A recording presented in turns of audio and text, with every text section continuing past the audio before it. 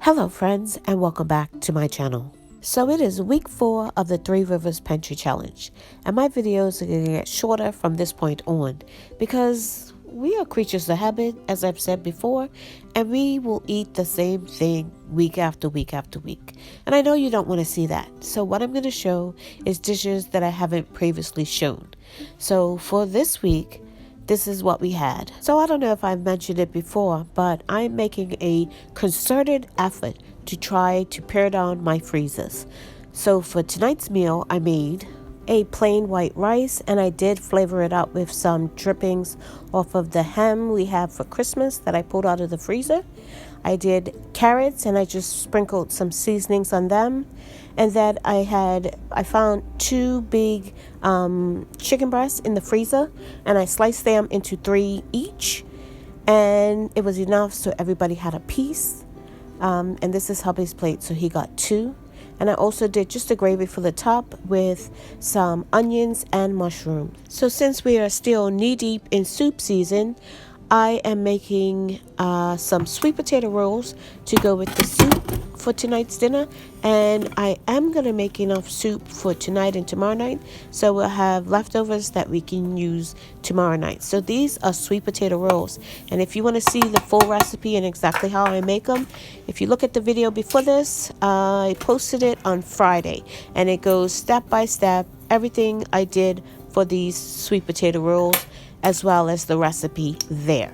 So these are the sweet potato rolls, and I am using my bread maker, which makes it easier for me because I just have to pretty much put everything in there and it does everything for me, and I just have to pull them out and shape them how I want. In this case, I did some nuts, just tied them in a knot.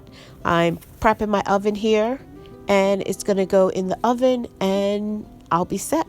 And while this is rising, I'm going to get started on my soup.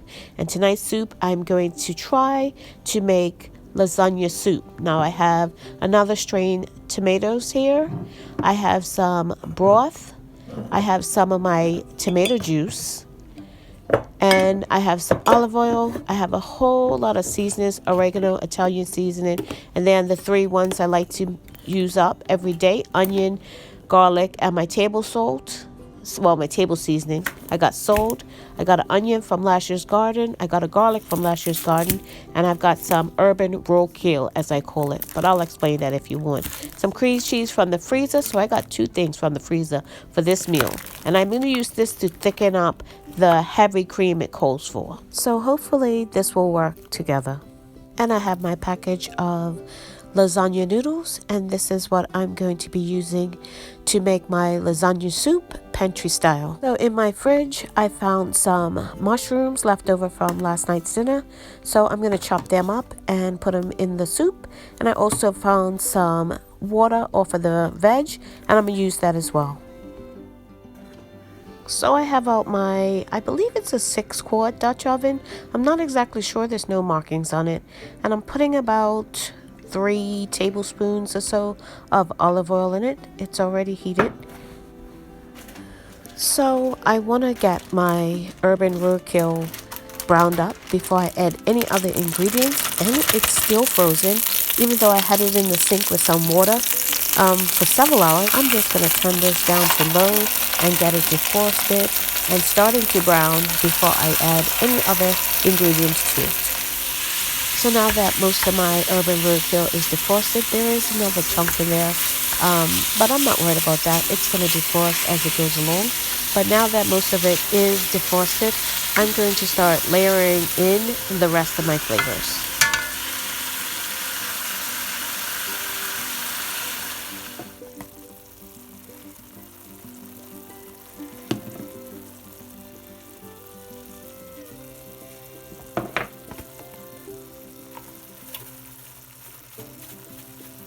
So I like to put all my dry spices in before my meat is completely cooked, or in the beginning, so that frying action wakes up the aromatics, as they call them, and I think that adds to the flavor of the dish. So now that my spices are all in and the meat is almost thoroughly cooked, I'm going to add in my onion and get that translucent before I move on to the next ingredient. So now I'm adding in my fresh garlic. I usually add it at this point because I don't like to add it at the very beginning, the rest of the spices, because I don't want it to burn. So I'm adding it now. So in goes those chopped mushrooms. Get everything in here before I start adding in my tomato products. So after this point, it's pretty much easy. Just start adding in your liquids. And all that browning on the pan will come up once I add my liquids and just add more flavor to the dish itself. So in goes my strained tomatoes. And I do wash out my jars so I get every single thing out of my jars. So I'm adding in my vegetable water. And that I think was carrots, I think from the other night's dinner. And I'm just using some broth to rinse out that jar and make sure I get all the ingredients, all the nice flavoring out of those jars, which kind of sits to the bottom of some of these jars. So I like to rinse them out.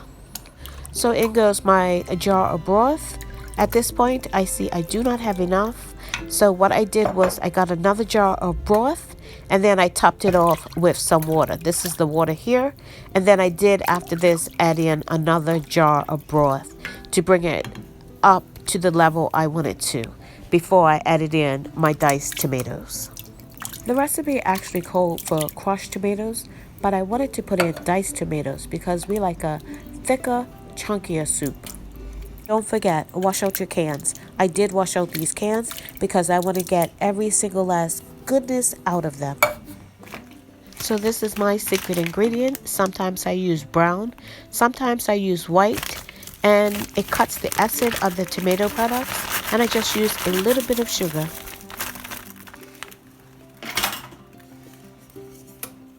So at this point, I'm just going to put a top on it and let it simmer and let all those flavors meld together.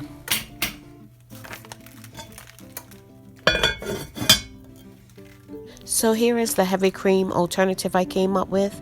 What I did was I mixed up some dry milk powder with water, and then I added that cream cheese. So that's what you're seeing in there that looks kind of lumpy, but I think it will work. I think it will add a nice tang to the dish.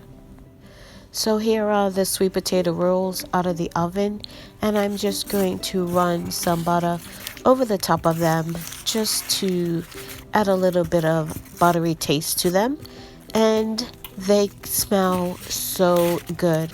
I can't wait to taste them and have them with our lasagna soup tonight. Okay, so here is my heavy milk alternative. I left it sitting on the counter because I wanted to kind of bring it up to room temp because I am going to add it to the hot soup.